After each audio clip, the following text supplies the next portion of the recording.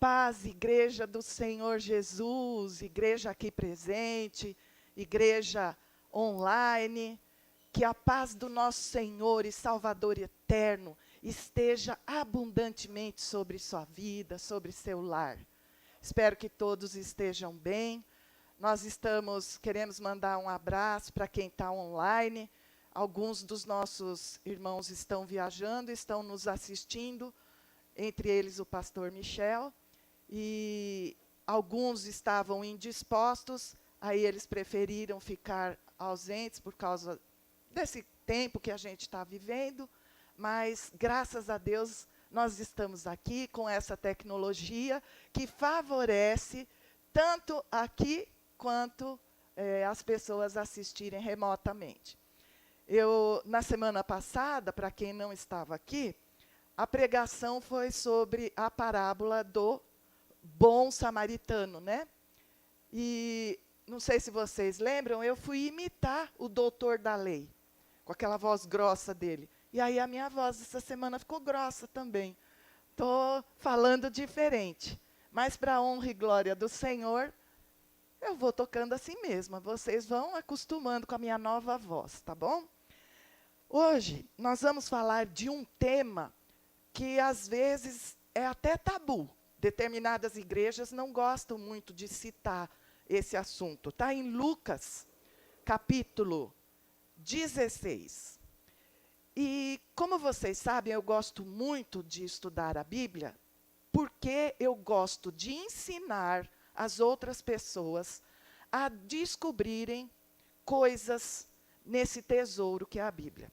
Então, nós vamos dar uma passada de olhos para nós entendermos como que Jesus estava rodeado, por que que ele usou aquela linguagem e que contexto tem. Por quê? Estudar a Bíblia é muito importante, estudar o contexto. Se a gente tira aquela palavra do contexto em que ela está inserida, nós corremos o risco de adulterar essa palavra. Imagine que você recebeu uma carta que tem 5 folhas, mas você está tão ansioso para ler essas notícias da carta que você começa pela folha 3. E na folha 2, no final, o seu amigo está te escrevendo: olha, eu tive um sonho. O sonho foi o seguinte. Na folha 3, ele está contando o sonho, mas você, apressado, você tirou do contexto, você vai ver que aconteceu um negócio horrível com ele. Então, isso é um exemplo para a gente ter essa disposição. Pegou a Bíblia para ler? Vamos ver o contexto. Tem que ler um pouquinho antes e, às vezes, um pouquinho depois, para conseguir entender o que o nosso Salvador queria dizer. Aqui, no Evangelho de Lucas, com muita fidelidade, Lucas era um médico, um homem respeitadíssimo na sua época, escreveu tudo o que ele procurou descobrir da história de Jesus. E ele começa lá no capítulo 14, vamos voltar um pouquinho, né? Ele começa falando, veja se na sua Bíblia está parecido com o que eu vou falar para vocês. Antes do versículo 7 tem um título? Tem? A minha está escrito, a parábola dos primeiros assentos e dos convidados. A sua também? Tem algumas que não estão. Como eu expliquei, a Bíblia, a palavra inspirada de Deus, ela está nestas linhas. Porém, por didática, quem traduziu e quem vai editando as novas versões e traduções, vai colocando títulos. Os títulos não são inspiração divina. Eles têm a finalidade de nos alertar, de nos ajudar a entender. Então, no capítulo 14, na minha Bíblia, eu tenho alguns títulos. A primeira é a parábola dos primeiros assentos. Depois ele vai falar, isso tudo é Jesus que está falando. Ele vai falar a parábola da grande ceia. Terceiro, a parábola acerca da providência. Aí vai entrar no capítulo 15, e ele vai falar 2 parábolas, a da ovelha e da dracma perdidas. Depois ele vai falar a parábola do filho pródigo, que é muito conhecida. E vai entrar no capítulo 16, e ele ainda está usando a didática de parábolas. Por quê? O que são as parábolas? É uma história em que existe uma linguagem metafórica. Você usa alguma coisa do dia a dia e aquilo vai ter uma lição por analogia. Então, Jesus está usando esse recurso. Capítulo 16, ele vai falar do mordomo infiel. E lá no versículo 19, vai ter um título que está escrito Parábola do rico e Lázaro, que é o que nós vamos falar hoje.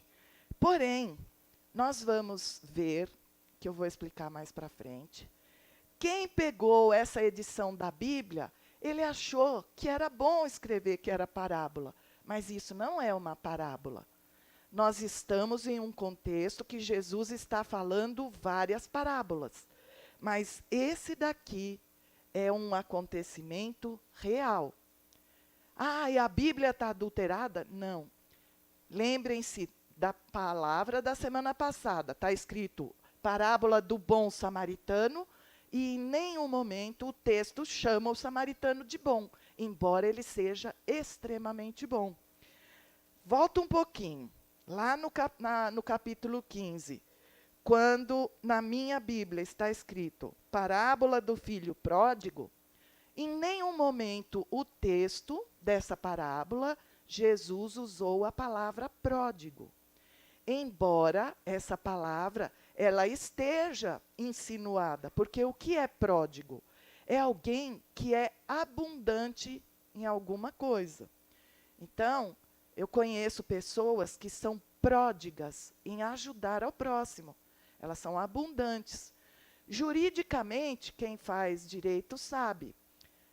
Existe uma condição na mente humana de uma pessoa que não consegue gastar com moderação, e isso também se chama pródigo. Essa pessoa que sofre desse transtorno de prodigalidade, às vezes uma pessoa muito rica, e os filhos são obrigados a entrar com uma ação de interdição por prodigalidade, porque a pessoa não sabe gastar, ela dilapida todo o patrimônio. Nós não estamos falando da mulher que tem um cartão de crédito e gasta muito, não, não é isso não. Ou do homem, né? Porque nós estamos falando de gente que não sabe gastar mesmo, juridicamente. E nessa parábola, a gente vê que o rapaz gastou sem sabedoria nenhuma. Então, com essas explicações de introdução, eu quero falar para vocês que a Bíblia toda tem 31.102 versículos.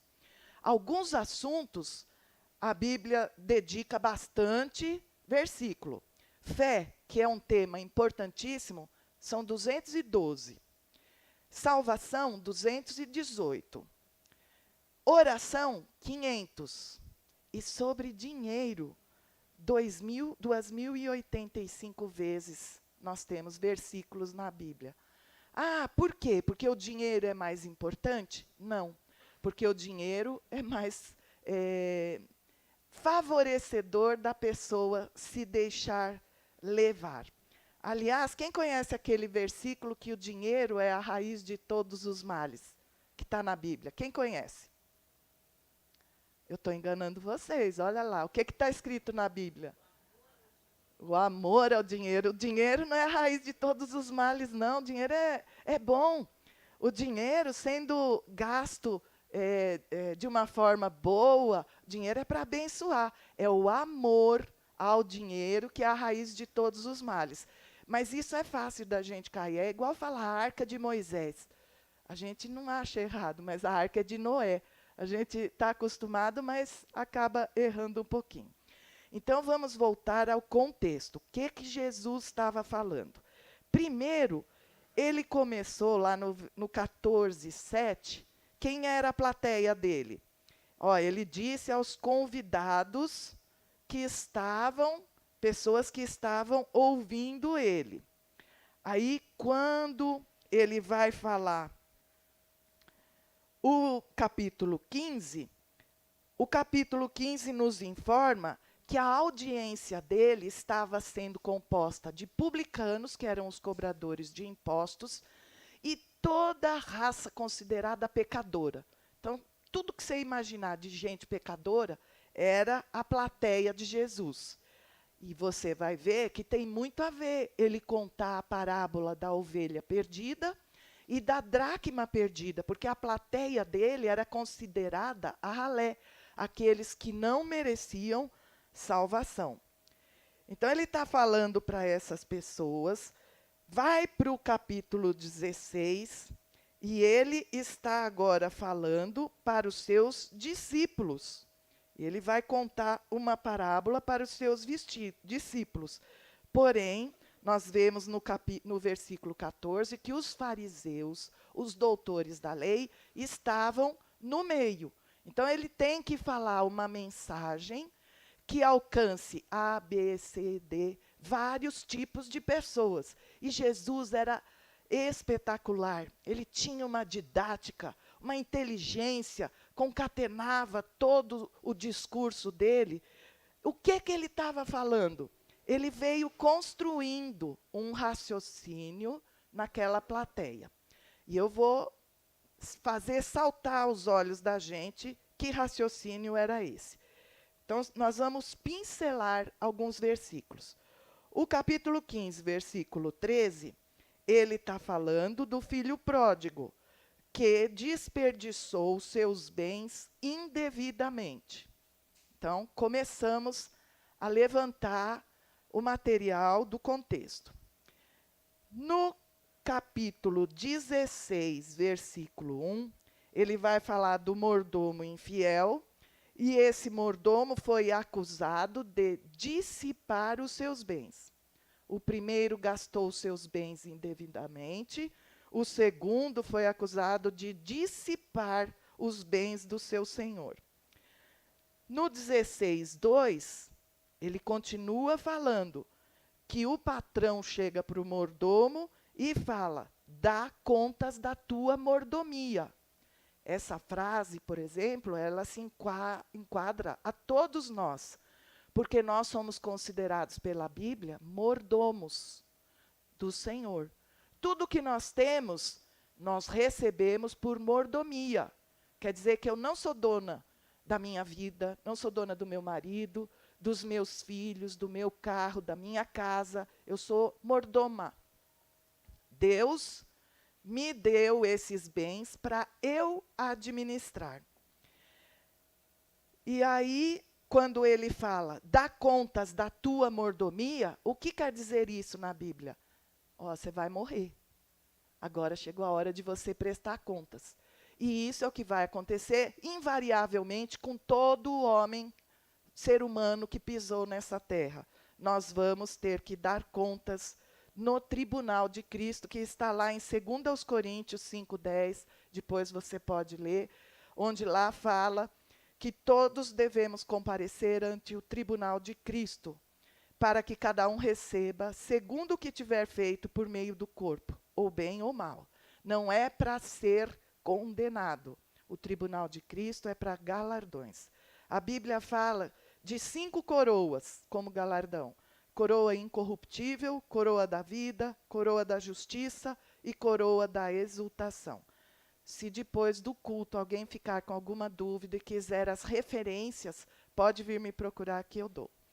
Continuando a levantar esse contexto, o versículo 10 do capítulo 16. Jesus está falando, quem é fiel no mínimo, também é fiel no muito. Quem é injusto no mínimo, é injusto no muito. Versículo 11. Se nas riquezas injustas vocês não são fiéis, quem que vai confiar as riquezas verdadeiras? No 13. Não podeis servir a 2 senhores, porque ou há de servir a um e amar o outro, ou se apegará a um e desprezará o outro. Jesus fala aquela frase célebre: ou vocês servem a Deus, ou vocês servem a Mamon, que são as riquezas. E no versículo 14, Ouviam também todas estas coisas os fariseus, que eram avarentos, amavam o dinheiro de uma forma descompensada e zombavam do discurso de Jesus. Então, por tudo isso que a gente foi pensando desse ambiente, o que é que agora Jesus vai falar que vai estar baseado no contexto. Então, o contexto é como uma pessoa se relaciona com o dinheiro, com as riquezas, e como isso pode influenciar a morada eterna das pessoas. Agora sim nós vamos começar, porque Jesus construiu o ambiente e agora nós vamos ver por que ele foi fazendo essa construção. Os ouvintes de Jesus, eles estão ouvindo o que Jesus está falando. Jesus está falando do uso indevido do dinheiro e das consequências que esse uso indevido pode causar na pessoa, a menos que ela se arrependa, como foi o caso do filho pródigo. Ele gastou o dinheiro do pai, que ele era mordomo, indevidamente, dissolutamente, mas ele se arrependeu em vida. Então, tem essa frase. Então, agora nós vamos começar com o versículo 19. Agora sim, nós vamos falar da história, que não é parábola, porque aqui ele vai entrar num ambiente sério. Ora, havia um homem rico. Jesus é muito sucinto, ele não vai esmiuçar. Nós vamos explorar as riquezas que estão nas linhas. E esse homem muito rico vestia-se de púrpura e de linho finíssimo, e vivia todos os dias regalada e esplendidamente. Naquela sociedade, o judeu tinha o seguinte pensamento: quem é rico, quem tem dinheiro, quem vive bem, é abençoado por Deus. Quem é pobre é porque Deus não abençoa, Deus amaldiçoa. Atualmente, existem segmentos que pensam isso. Isso não é bíblico. Nós vamos ver mais para frente. Jesus, nesse versículo que acabamos de ler, Jesus não está dando nada que desabone o homem. Jesus não está falando que ele pecava, que ele adulterava. Não está falando nada, se ele era bom, se ele era mau.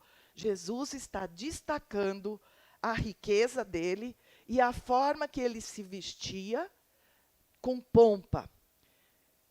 Aí, como nós vamos ver, é isso que vai causar a perdição desse homem rico. E ser rico não é pecado. E Jesus não vai citar o nome desse rico, porque ele existiu, Jesus sabia da veracidade dessa história. Assim como a Bíblia não cita o jovem rico, só fala o jovem rico que não foi salvo porque era muito rico, por uma questão de ética. Jesus era extremamente ético. Ele não revelou o nome de um homem que não vai aparecer tão bonito na fotografia. Vestir-se com púrpura e linho finíssimo naquela época era algo impensável para uma classe média. Era só gente muito rica que tinha condição. Ou sacerdotes, ou príncipes e reis. Por quê? Esses artigos eram importados. A púrpura vinha de um peixe, era difícil conseguir aquela cor vermelha para atingir os tecidos. E o linho vinha do Egito. Então, tudo isso era muito caro. Mas os sacerdotes, eles tinham condição de adquirir, eles eram muito ricos. E Jesus não dá a entender também, nesse versículo 19, que a riqueza daquele homem foi conquistada de maneira injusta. Jesus não está fazendo nenhum comentário desse tipo. Ele não adquiriu roubando de uma forma errada. Provavelmente, Jesus está fazendo aqui uma comparação, um contraste com Lucas 16, 13, que fala: não podeis servir a Deus e às riquezas. Nós vamos ver que esse homem servia a Mamon. Versículo 20. Havia também um certo mendigo chamado Lázaro. Opa, esse vai aparecer bonitinho na foto. Merece ser citado. Colocou o nome dele. Que jazia, cheio de chagas, à porta daquele rico. Aqui nós vamos começar a entender por que isso não é uma parábola. A Bíblia fala que, a Bíblia não, os estudiosos falam que Jesus deixou na Bíblia 40 parábolas, porque consideram a parábola do rico e do Lázaro. Porém, de todas as 39 parábolas que nós temos na Bíblia, nenhuma o Senhor cita nome. Aqui nós vamos ter 3 nomes próprios. O rico que foi omitido, né, não tem o nome próprio. Lázaro, o mendigo, nós vamos ver citado Abraão e Moisés. O Senhor não ia falar, essas pessoas, para a gente comparar com outras coisas. Isso aconteceu. E veja como começou a redação dessa descrição. Havia um homem. Nas outras parábolas, Jesus falava, um certo homem, um certo pai de família. Aqui não, Jesus está falando, havia um homem, essa história é real. E saiu da boca do Senhor Jesus.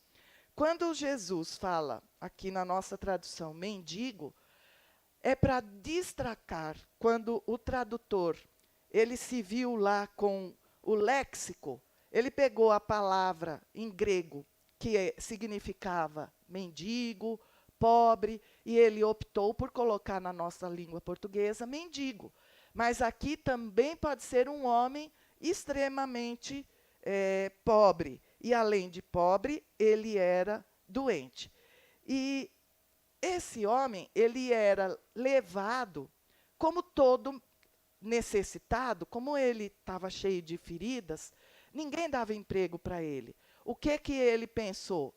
Aquele homem que, do nosso texto, ele devia morar numa espécie de palácio, uma espécie de mansão, pela riqueza que ele tinha. E lá entrava gente, saía gente, era um homem importante, o fluxo de pessoas era grande. Se ele ficasse lá na porta daquele lugar, ele teria muito mais chance de ser ajudado. Então, não é que ele morava lá.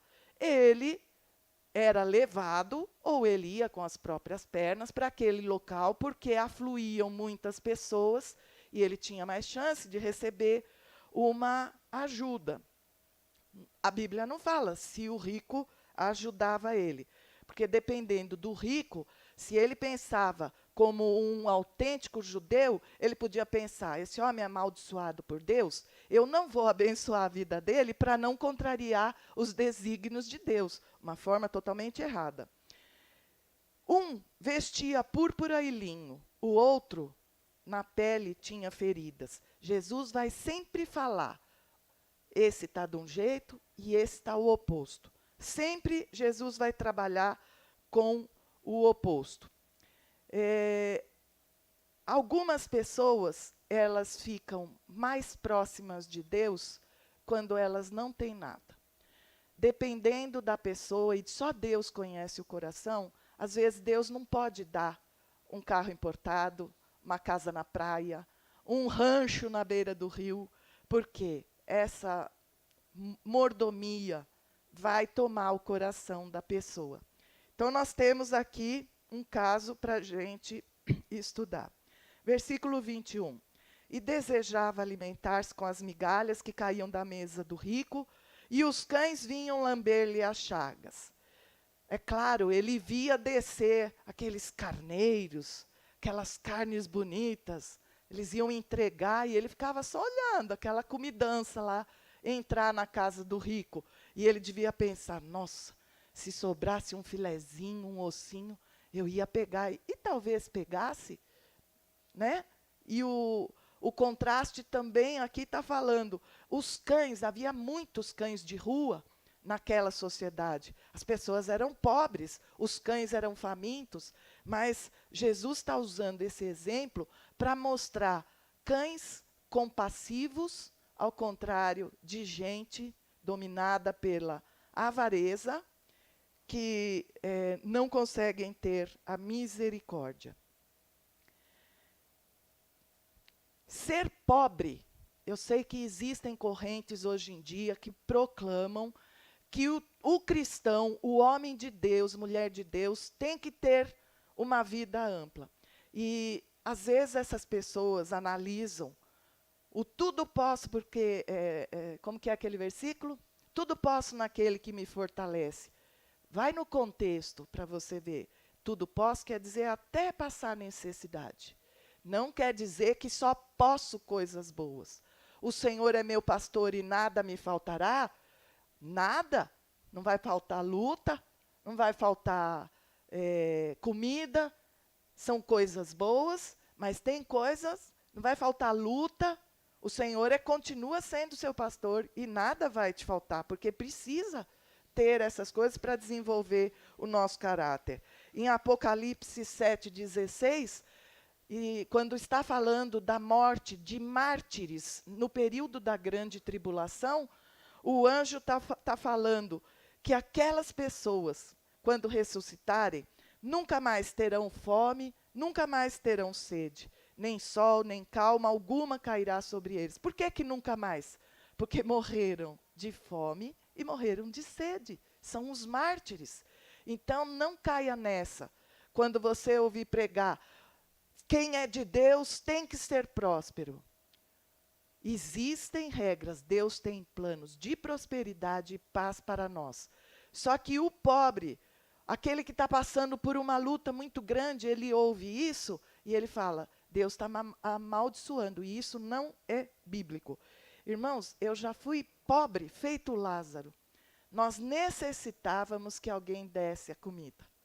E, graças a Deus, como eu louvo a Deus por eu ter sido pobre. Um dia eu vou contar meu testemunho para vocês, porque é lindo demais.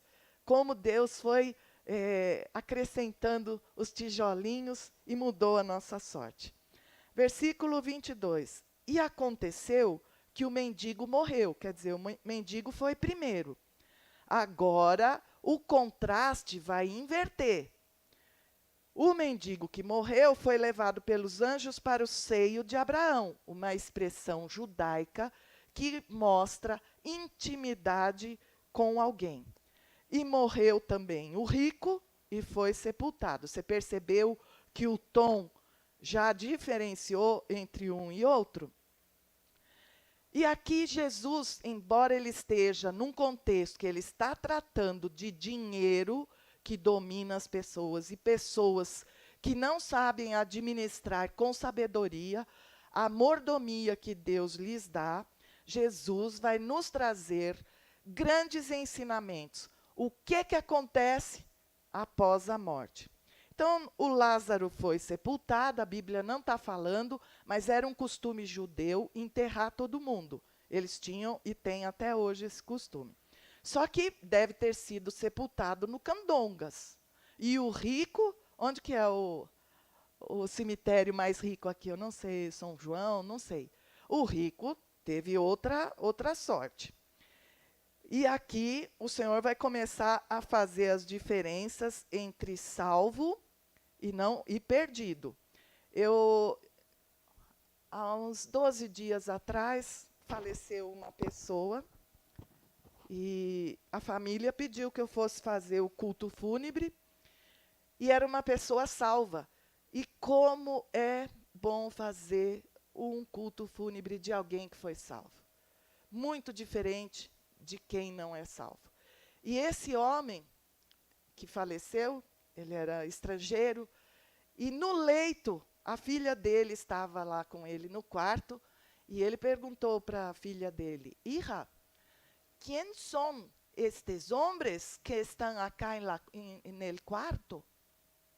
E a filha olhou, só estava ela e ele. Que homens, papá? Não estás vendo? 4 homens. E logo em seguida ele faleceu. E vendo aqui a história de Lázaro, a gente vê quando uma pessoa em vida entregou sua vida a Jesus Cristo, isso tem um expediente lá no céu. Vai lá, vai você e mais 3, vai lá receber o meu servo, a minha serva que está vindo. Agora, aqui nesse versículo, a gente vai ver que seio de Abraão era uma expressão judaica, porque eles são filhos de Abraão. Nós estamos fazendo o curso de sexta-feira, aliás, vocês são convidados, 19 horas toda sexta, e a gente está aprendendo. A descendência terrena são os judeus, são filhos de Abraão, e eles tinham um orgulho muito grande disso, e quem que estava lá com ele está demonstrando que era o Lázaro. Abraão, nós sabemos o que a Bíblia fala desse homem, é o pai da fé, um homem cheio de conquistas. Esse homem estava no paraíso. Foi quando a gente lê o seio de Abraão, é o paraíso. E naqueles ouvintes de Jesus, os fariseus, os doutores da lei, eles estavam zombando, como nós vimos no versículo 14 de Jesus. Porém, havia o partido político chamado saduceus. Os saduceus compunham a maior parte do sacerdócio. Só que os saduceus, eles eram muito interessantes. Ao contrário dos fariseus, que não gostavam de Jesus, os saduceus não gostavam, só que eles só acreditavam nos 5 primeiros livros da Bíblia. Eles negavam a imortalidade da alma. Gente, isso é para ficar chocado. O sacerdote não acreditar em toda a Escritura de Deus. Eles não acreditavam que a alma e o espírito eram eternos. Eles pensavam que a vida era só aquilo que eles estavam vivendo. E se eu estou vivendo bem, eu sou abençoado.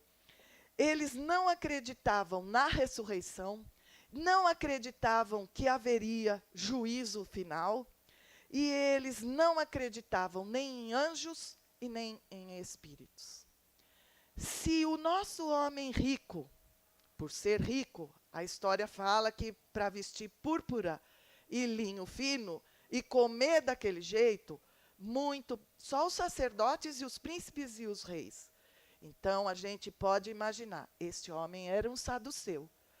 Durante a vida, ele não acreditou na imortalidade, ele não acreditava em anjo, ele não acreditava em juízo final, em prestação de contas. Aí o que aconteceu? Versículo 23. E no inferno, ou algumas traduções, no Hades, Sheol, pena que não dá para eu explicar aqui essas palavras. Ergueu os olhos, estando em tormentos, e viu ao longe Abraão e Lázaro no seu seio.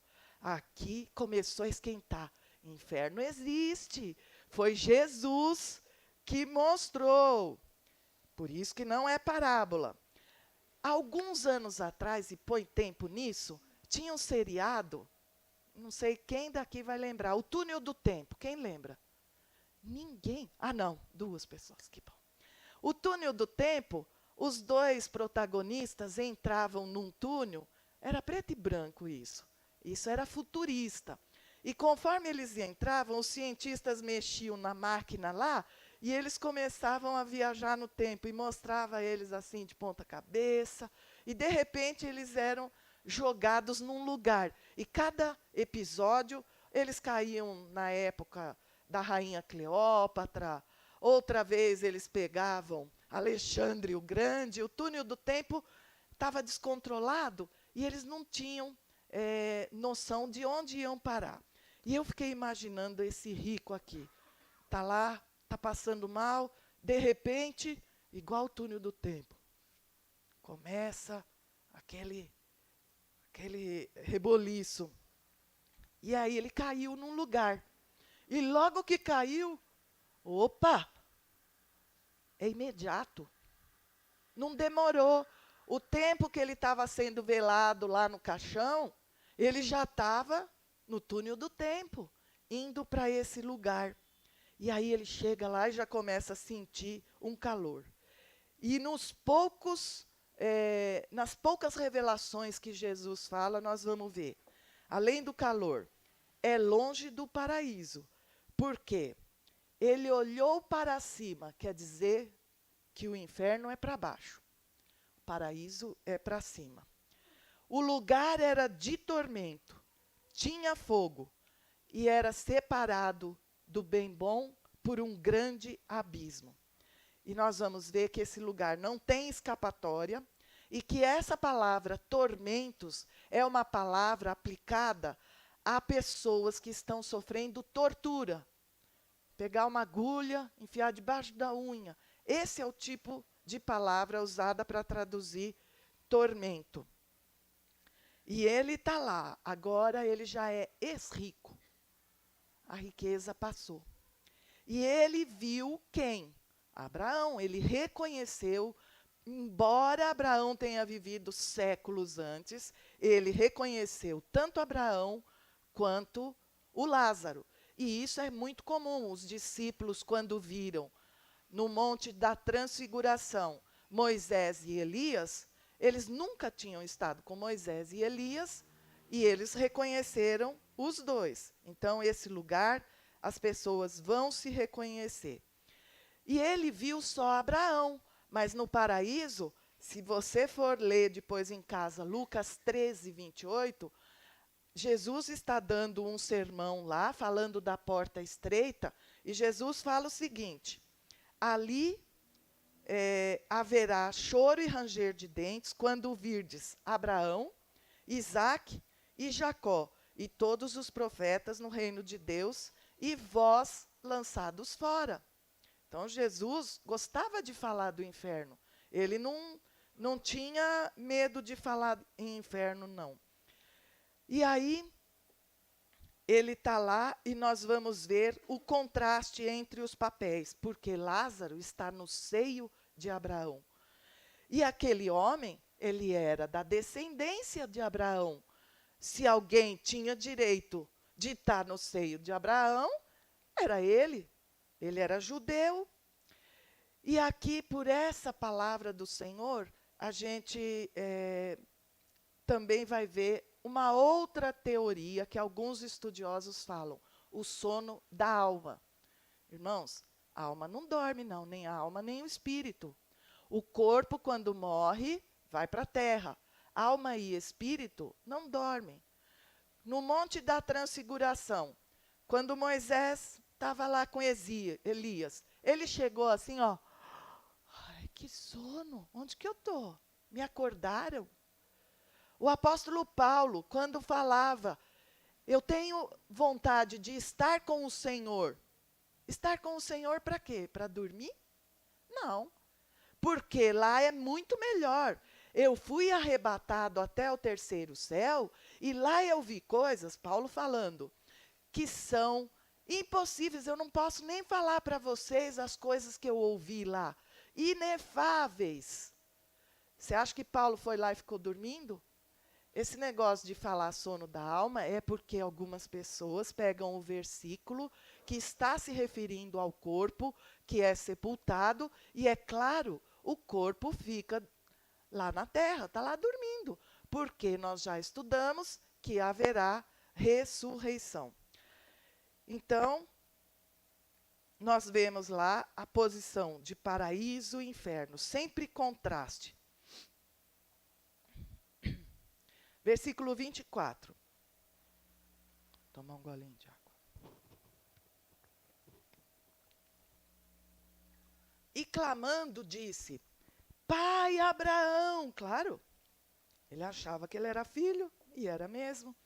Tem misericórdia de mim. Ele está orando. Ele está no inferno, mas ele está fazendo uma oração. Uma oração para o santo Abraão, que não vai resolver coisa nenhuma. A Bíblia manda orar só para Deus, e a Jesus e ao Espírito Santo. Manda a Lázaro, olha como ele era mandão.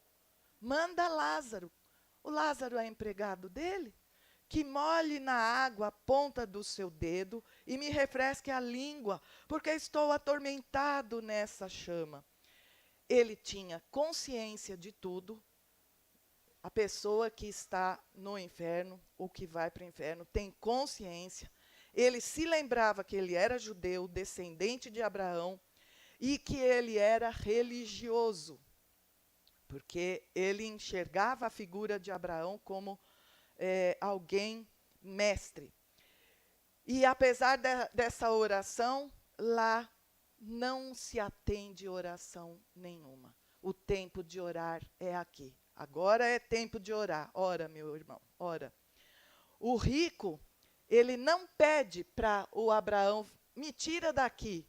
Ele tem essa consciência que lá não é o lugar dele. Ele vai fazer outros pedidos. Eu até acho que ele até melhorou um pouquinho, mas mesmo assim, ele ainda tem algumas coisas de mandão. Versículo 25, disse, porém, Abraão, filho, é claro, Abraão está respondendo, chamou de pai, Abraão está respondendo, filho. Existe uma teoria que fala, uma vez filho, filho para sempre. Irmãos, cuidado, cuidado com isso. Filho para sempre, só que um no inferno e outro no paraíso. O pai no paraíso e o filho no inferno. Então, cuidado com isso. Uma vez filho, filho para sempre. Ser judeu, ele achava que era sinônimo de ser salvo. Não é. Judeu precisa ser salvo de acordo com a palavra de Deus. E ser rico não é condição sine qua non para ir para o inferno. A Bíblia não fala isso. Até porque Abraão era 10.000 vezes mais rico do que aquele rico. É uso indevido das riquezas. É servir a Mamon. E Lázaro era pobre, e ser pobre não quer dizer que você vai para o céu, que você está livre do inferno. Não é isso. A Bíblia tem um contexto. Existem as determinações. Você, para ser salvo, precisa entregar sua vida ao único ser em todo o universo que é mediador entre Deus e os homens, e é Jesus Cristo. Se você não entregar a sua vida, não pense que por você ser filho de fulano ou neto de fulano, você vai ser salvo. A salvação é individual. Lázaro, apesar de ser pobre, ele foi salvo porque a Bíblia se explica a si mesma. Se você quiser interpretar a Bíblia, você tem que pegar ela mesma. Vai para frente e vai para trás, ela não se contradiz. Esse Lázaro teve um encontro com Deus, porque ele provavelmente essa história aconteceu antes de Jesus ir para a cruz. E tem gente que inveja os ricos. Nós não precisamos ter inveja de ninguém. Nós já somos ricos, porque Deus já começou a distribuir as suas riquezas incontáveis para nós aqui nesta vida. Nós temos toda sorte de bênçãos espirituais e materiais em Cristo Jesus. Por aqui, então, até aqui a gente viu. Existe um filme que chama Alcatraz, A Fuga de Alcatraz, um filme antigo, que conseguem fugir de lá, apesar de ser um lugar de alta segurança. Mas do inferno não tem como escapar. Não existe purgatório. Não existe um lugar de meio termo. Não há como mudar. A Bíblia deixa bem claro que esse abismo é intransponível. Versículo 27. Disse ele, o rico, rogo-te, pois, ó Pai, que o mandes à casa de meu pai. Olha como ele lembra. Então ele está no inferno, ele sente compaixão, porque ele tem irmãos. Versículo 28 vai falar, olha, eu tenho 5 irmãos, para que ele lhes dê testemunho, a fim de que não venham também para este lugar de tormento. Ele está querendo delegar o que devem fazer. Ele está querendo ditar as regras. Disse-lhe Abraão, versículo 29, eles têm Moisés e os profetas, ouçam-nos. Se esse homem era um saduceu, ele só acreditava nos 5 primeiros livros de Moisés. Ele não acreditava nos profetas. Isso quer dizer que ele ia todo sábado para a sinagoga, ouvia a palavra de Deus, e quando chegava na parte que falava, tem anjo, tem imortalidade da alma, ele não aceitava. E talvez os 5 irmãos dele estivessem na mesma condição que levou ele a ir para o inferno. Então ele está com misericórdia dos irmãos, mas ele ainda é mandão. O versículo 30 vai dizer, e disse ele, não, pai Abraão. O Abraão falou que eles tinham Moisés e os profetas, né? E ele fala, não é certo isso. Se algum dentre os mortos fosse ter com eles, eles iam se arrepender. Aí, a gente não sabe se ele está querendo uma ressurreição, que Lázaro seja ressuscitado, ou que ele seja reencarnado. Essa oração é confusa. De qualquer forma, essa oração não é uma oração bíblica e não vai ser respondida de forma alguma. Tudo que ele pediu vai ser negado. E essa teoria dele ela é furada, porque quando Jesus ressuscitou o defunto Lázaro, mesmo nome, mas era o irmão de Marta e Maria, Lázaro ficou 4 dias no túmulo. Você imagina a repercussão dessa ressurreição naquele tempo? Todo mundo só falava disso. E as pessoas, logo em seguida, procuraram Lázaro para matá-lo, e depois procuraram Jesus. Jesus ressuscitou. E essa teoria do ex-rico não está certa. Por quê? Nós já vimos pessoas ressuscitadas. Eu vejo testemunhos na internet de pessoas que chegaram a ter uma experiência de quase morte, e o Senhor permitiu que elas voltassem, e mesmo assim essas pessoas não recebem crédito. Versículo 31. Porém Abraão lhe disse, se não ouvem a Moisés, aos profetas, tampouco acreditarão, ainda que algum dos mortos ressuscite. E hoje nós, além de Moisés, dos profetas, nós temos os evangelhos. Eu quero te estimular a ler a palavra de Deus. Se a gente não lê, como é que nós vamos saber todas essas verdades? Que nós somos mordomos, que tudo que nós temos, nós vamos prestar contas. Só existe uma coisa, que nós somos plenamente senhores, é da nossa vontade.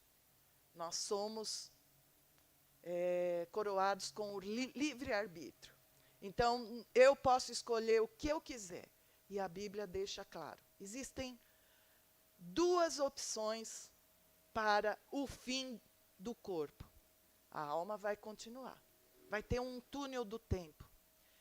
E quando a gente menos perceber, dependendo do tipo de morte, a gente já está lá no paraíso.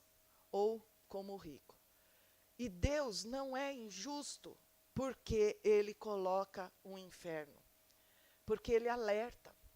Mas as pessoas, às vezes, são como aquele saduceu, vamos imaginar que seja. Vão à igreja, ouvem um programa de rádio, ouvem uma palavra, mas elas pensam, não é bem assim. Elas têm o direito de pensar, como ele. Se fizer do meu jeito vai dar certo, manda alguém lá dos mortos.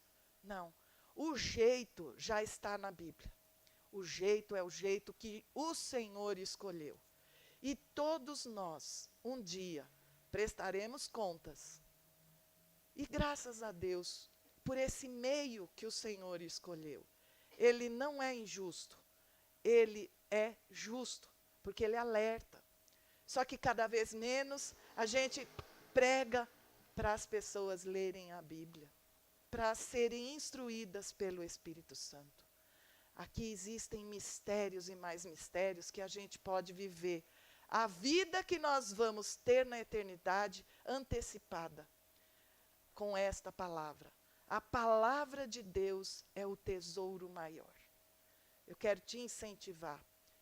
Você percebeu como Jesus foi altamente capacitado, eficiente, eficaz em trazer uma matéria tão importante de uma maneira tão didática.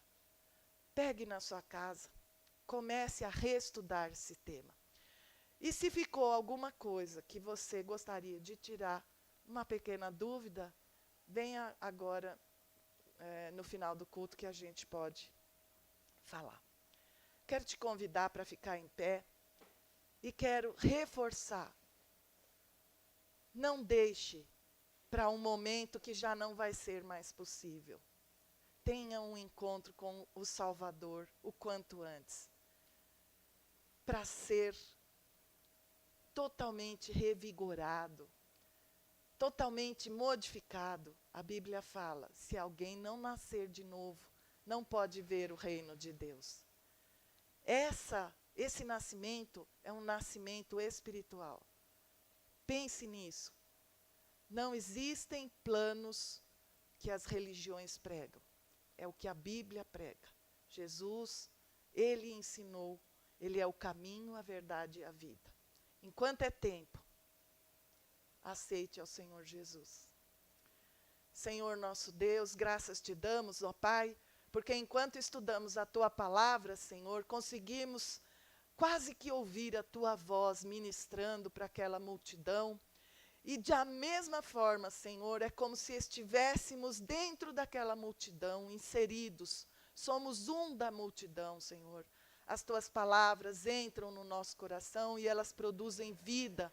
E o Espírito Santo nos convence do pecado, da justiça e do juízo. Por isso, Pai, nós louvamos o teu nome pelo teu plano de salvação perfeito. Queremos apresentar, Senhor, as plateias, Pai, que vão ser alcançadas por esse áudio, por essa palavra, Senhor, que o Senhor trouxe para nós nesta noite.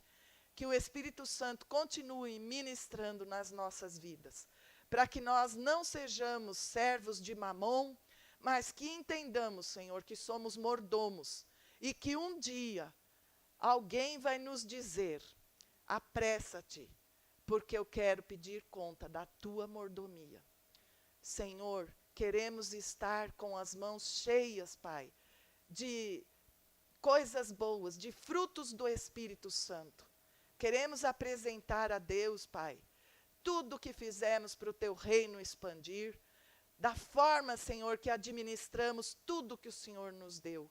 Dá-nos esta sabedoria e desperta-nos, Senhor, para que não sejamos condenados, achando, Pai, erroneamente, que era para estar salvo, porque estávamos fazendo errado. Corrige-nos, Senhor. A Bíblia fala que Deus corrige ao filho que ama. Então, corrige a tua igreja, para que a tua igreja não seja desviada da verdadeira palavra do Senhor. Pai, nós te apresentamos essas pessoas que estão aqui. Continua falando aos corações, aqueles que estão à distância também. Vem, Espírito Santo, e ministra aquilo que foi falado e aquilo que não foi falado. Mas o Espírito Santo seja o consolador e o ajudador para todos nós. Agora que encerramos este culto, Senhor, leva-nos para os nossos lares, na tua santa presença, e debaixo da tua paz, da tua proteção, da tua segurança. Senhor, continua na nossa vida, seja rei na nossa vida, Pai. Nós queremos nos submeter à tua vontade, que é boa, perfeita e agradável. Ensina-nos a ter uma semana de sabedoria, administrando prudentemente tudo o que o Senhor nos der. E que a vitória que o Senhor vai mandar seja para a tua honra e tua glória, Senhor. É essa oração que te fazemos em nome de Jesus. Amém. Que a graça do nosso Senhor e Salvador Jesus Cristo, que o amor do nosso Deus e Pai, que excede todo entendimento, que a comunhão e a consolação do doce Espírito Santo sejam com todo o povo, agora e sempre.